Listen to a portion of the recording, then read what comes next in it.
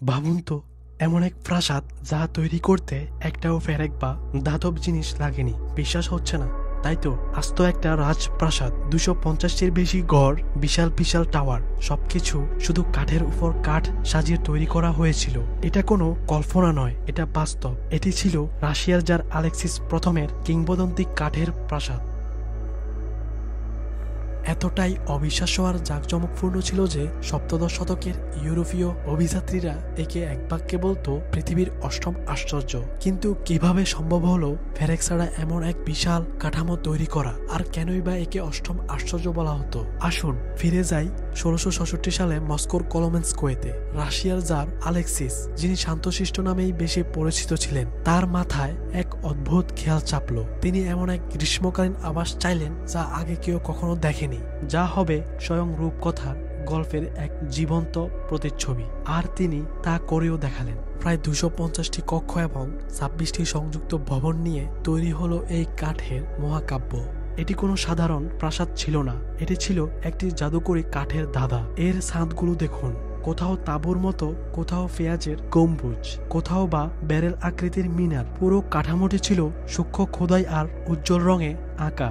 কিন্তু বাইরের থেকেও বিস্ময়কর ছিল এর ভেতরটা। এই প্রাসাদটি ছিল দুটি সম্পূর্ণ আলাদা জগতে বিভক্ত পুরুষের অংশ। এখানে ছিল জারের নিজস্ব কক্ষ এবং সেই বিখ্যাত সিংহাসন। কল্পনা করুন এমন এক ঘর যার দেয়ালে বাইবেলের কিংবদন্তি রাজা ডেভিড এবং সোলেমনের বীরত্বগাথা আঁকা। এখানেই চলতো রাজ্যের যত গুরুত্বপূর্ণ ফয়সালা।